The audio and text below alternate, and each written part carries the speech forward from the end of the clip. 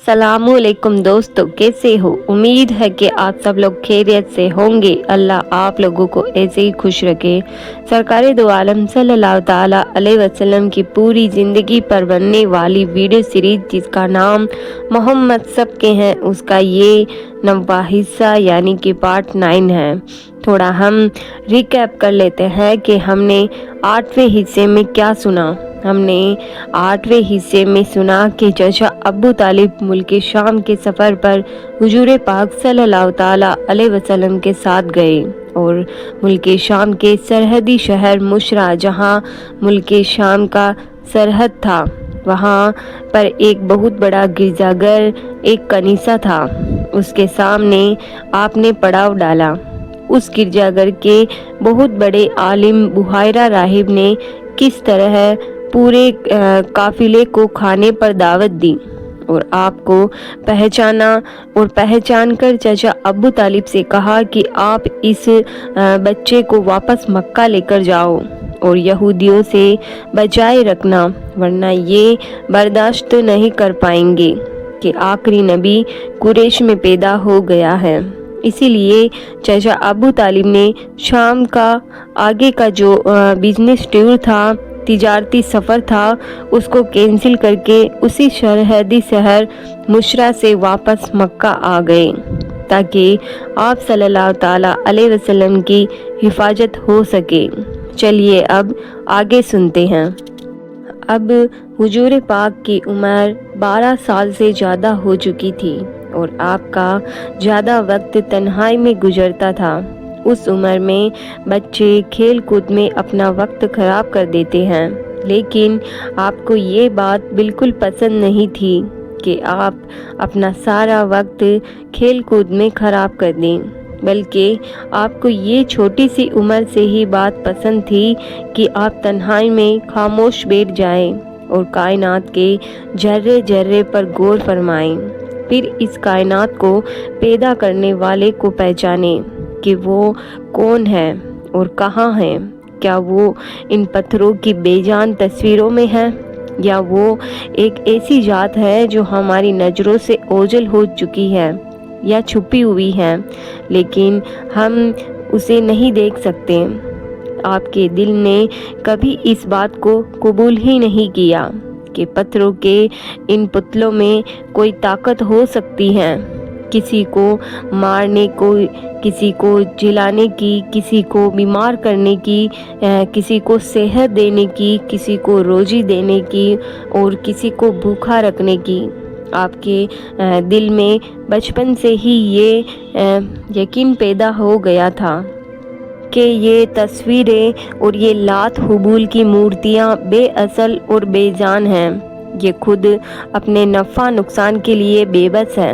आदमी के अपने हाथ से बनाई हुई ये सब चीज़ें अदब के लायक हो ही नहीं सकती। लेकिन जब आप देखते, जब आपके कौम के लोग उन्हीं पुतलों की इबादत करते हैं, उन्हीं के सामने सर झुकाते हैं, सब छोटे बड़े, अमीर गरीब, आका गुलाम, सब इन पत्थरों की इबादत करते हैं, उस वक्त आपके दिल को बहुत तकलीफ़ होती थी। मगर सीधा रास्ता कौन सा है और किधर है? आप तन्हाई में खामोश बैठते और यही सब सोचते रहते थे। उस वक्त मक्का सारी बुराइयों का अड्डा बना हुआ था। ऐसी कोई बुराई, ऐसी कोई ख़राब आदत बाकी नहीं थी जो मक्का वालों में नहीं थी। शराब पीना, जुआ खेलना, कत्लो गारतगिरी करना, ये मक्का वालों के पसंदीदा काम थे। इसीलिए मक्का के बच्चे भी जब बड़ों का ये काम देखते और बड़ों की ये काम करता हुआ देखते तो बचपन से ही उनकी तरबियत वैसी ही होती और वो वैसे ही काम करना शुरू कर देते। फिर जब मक्का वाले आपको देखते तो हैरत करते कि हुजूर पाक सल्लल्लाहु ताला अलैहि वसल्लम ना अपने दोस्तों के साथ इधर उधर फिरते, ना उनके साथ खेलते, बल्कि इस बचपन के ज़माने में भी आप अपना वक्त इस तरह गुजार रहे हैं जैसे बड़ी उम्र के लोग गुजारते हैं। बड़ों का अदब करना, अदब से बात करना, इज्जत करना, छोटों से प्यार से पेश आना عورتوں کی عزت کرنا، غریبوں کی مدد کرنا، اس طرح آپ کا بچپن ہر برائی سے پاک گزرا، شرافت، نیک نامی اور بزرگی کے ساتھ گزرا، اور آپ نے اسی زمانے میں بکریاں چرانا شروع کر دی۔ جو لوگ چاہتے تھے اب کی بکریاں آپ کے حوالے کر دیتے، آپ انہیں جنگل میں لے جاتے، وہاں دن بھر بکریاں چرتی اور آپ ان کی نگرانی فرمایا کرتے تھے۔ لوگ آپ کے اخلاق، آپ کی عادتوں کو دیکھتے، انہیں بڑی حیرت ہوتی۔ آپ کی سچائی، آپ کی پاکیزگی کو دیکھتے تو ان کے دلوں میں آپ کے لیے عزت اور بڑھ جاتی۔ آپ کی سچائی، نیکی، شرافت میں سارے مکہ میں آپ کی محبت، عزت بڑھ گئی تھی۔ یہی وجہ تھی کہ آپ کو نام مکہ والوں نے امیر یعنی امانت دار رکھ دیا تھا۔ آپ اسی نام سے پکارے جانے لگے۔ اس زمانے میں مکہ کے قریب ہر سال کچھ میلے لگا کرتے تھے۔ بڑے چھوٹے ہر طرح کے مکہ کے قریب میلے لگا کرتے تھے۔ لوگ دور دور سے وہاں، بڑے بڑے بزنس مین، بڑے بڑے لوگ آتے تھے، وہاں اپنی دکان لگاتے تھے۔ ان میں سب سے بڑا میلہ اوقاس کا میلہ تھا۔ اس میلے میں سارے قبیلے کے لوگ ایک ساتھ جمع ہوتے تھے اور دوسرے ملکوں کے بھی لوگ اس میں آیا کرتے تھے اور اپنے ساتھ ایسے شعر لکھ کر لاتے تھے جس میں اپنے خاندان کی اور اپنے باپ داداؤں کی بڑائیاں ہوتی تھی۔ اس اوقاس کے میلے میں یہ لوگ جتھے یعنی گروپ بنا کر بیٹھا کرتے تھے اور نظمیں پڑھا کرتے تھے، اور انہی برائیوں کے چکر میں ان کی آپس میں کبھی کبھی زبردست لڑائیاں بھی ہو جاتی تھی۔ ایک بار کا واقعہ ہے کہ اوقاس کے میلے میں، اوقاس کے بازار میں دو آدمی میں لڑائی ہو گئی اور اتنی لڑائی بڑھ گئی کہ ان میں سے ایک مارا گیا۔ مرنے والا آدمی بنو قیس قبیلے کا تھا اور مارنے والا بنو کنانہ قبیلے کا تھا۔ معاملہ اتنا بڑھ گیا کہ دونوں قبیلے والوں میں جنگ شروع ہو گئی۔ مکہ والوں میں اتنی جہالت تھی اور آس پاس کے قبیلوں میں بھی اتنی جہالت تھی کہ ذرا سی بات پر سالوں جنگ ہوا کرتی تھی۔ حالانکہ یہ جنگ اردو کیلنڈر کے ذی القعدہ مہینے میں ہوئی تھی۔ حالانکہ مکہ والے لاکھ جاہل سہی، ان پڑھ سہی، گنہگار سہی، گنوار سہی، لیکن 4 مہینے ان کے نزدیک بہت احترام تھے۔ ذی القعدہ، ذی الحجہ، محرم اور رجب، ان مہینوں میں ان کے نزدیک جنگ بالکل حرام تھی۔ ان مہینوں میں بڑی بڑی جنگ رک جایا کرتی تھی، بلکہ روک دیا کرتی تھی۔ لیکن اس جنگ میں ان دونوں قبیلوں کو، بنو قیس اور بنو کنانہ کو اتنا جوش آ گیا، انہوں نے اس محترم مہینے کا بھی خیال نہ رکھا، جس سے سارے عربوں کو اور مکہ والوں کو بہت دکھ ہوا۔ یہاں تک کہ وہ دونوں قبیلوں کی جنگ بڑھتے بڑھتے اتنی بڑھ گئی کہ انہوں نے قریش پر بھی حملہ کر دیا، جس سے قریش اور بھڑک گئے۔ انہوں نے پھر جنگ کی تیاریاں شروع کر دی اور اس جنگ کو مکہ کی ہسٹری میں، مکہ کی تاریخ میں حسب فجار، گناہوں اور بغاوت والی جنگ کا نام دیا گیا۔ اس وقت حضور پاک صلی اللہ تعالیٰ علیہ وسلم بھی جوان ہو چکے تھے، اسی لیے آپ کو بھی اس لڑائی میں شریک ہونا ضروری تھا۔ چنانچہ آپ بھی اس میدان میں جنگ میں تشریف لے گئے۔ اس جنگ میں آپ کے سارے چچا بھی شریک تھے۔ آپ صلی اللہ علیہ وسلم اس جنگ میں شریک ضرور ہوئے تھے، لیکن آپ نے لڑائی نہیں لڑی، بلکہ صرف اپنے چچاؤں کی حفاظت کی۔ یہ پہلی جنگ تھی آپ صلی اللہ علیہ وسلم کی، جس کا نام حسب فجار تھا۔ میں آپ صلی اللہ تعالیٰ علیہ وسلم خود شریک تھے۔ اس طرح آپ کے جوانی کے زمانے میں دوسرا اہم بڑا واقعہ ہوا، جس کو حلف الفضول کہتے ہیں۔ اب حلف الفضول عربی کا اتنا بڑا لفظ سن کر آپ گھبرائے نہیں۔ میں آپ کو سمجھاتی ہوں کہ یہ حلف الفضول کیا ہے۔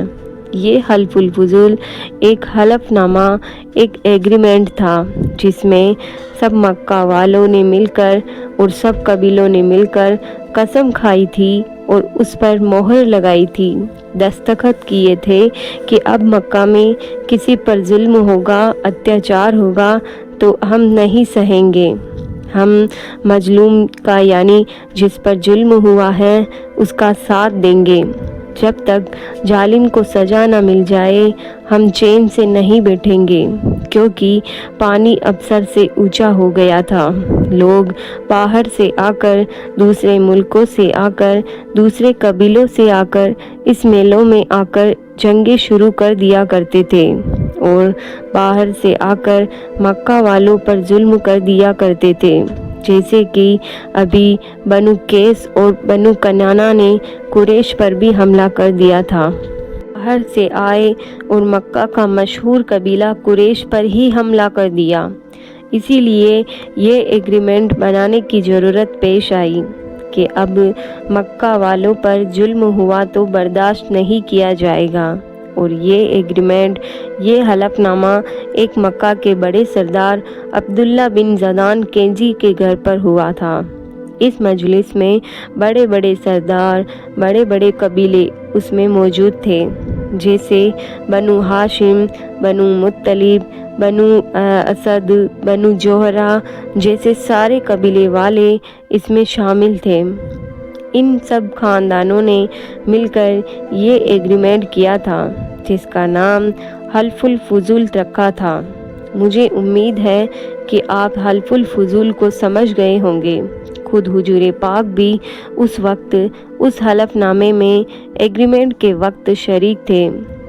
اس وقت آپ کی عمر 20 سال سے بھی زیادہ ہو چکی تھی۔ آپ اس ایگریمنٹ میں اس لیے شریک ہوئے تھے کہ معاملہ مظلوموں کو، مصیبت زدہ لوگوں کو انصاف دلانے کا، ان کا مدد کرنے کا، جو کہ آپ کا اصل جذبہ تھا، اصل کام تھا، کیونکہ آپ ہمیشہ غریبوں کی، غم زدہ لوگوں کی مدد کیا کرتے تھے، ان کے دکھ درد میں کام آیا کرتے تھے۔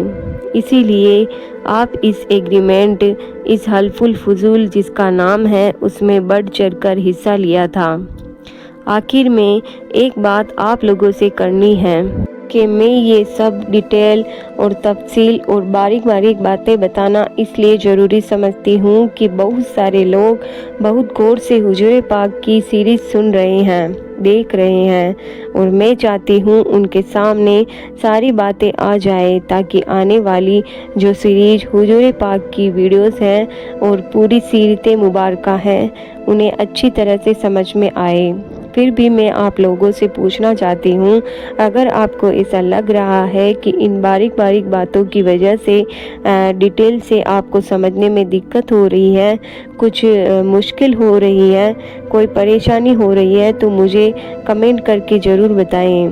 جو لوگ یہ چاہتے ہیں کہ باریک باریک باتیں بھی بتائی جائیں وہ لوگ بھی کمنٹ کریں، اور جو لوگ یہ چاہتے ہیں کہ باریک باریک باتیں نہ بتائی جائے، صرف بڑے بڑے واقعات اور بڑی بڑی باتیں ہی بتائی جائیں، وہ لوگ بھی کمنٹ کریں تاکہ میں کمپیئر کر سکوں۔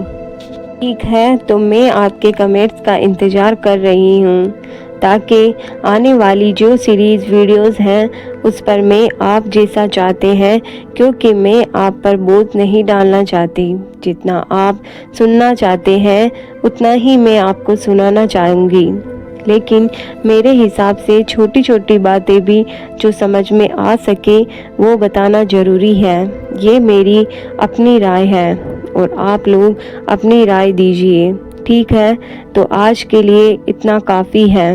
ویڈیو کافی لمبا ہو رہا ہے۔ ہم 10ویں حصے میں سنیں گے کہ حضور پاک صلی اللہ تعالیٰ علیہ وسلم اور حضرت خدیجہ رضی تعالیٰ عنہا کی زندگی کی جو شروعات ہے کس طرح بزنس و تجارت سے ہوئی، اور پھر بعد میں جا کر کیسے ان کا نکاح ہوا، یہ ہم 10ویں حصے میں مکمل تفصیل سے بتائیں گے۔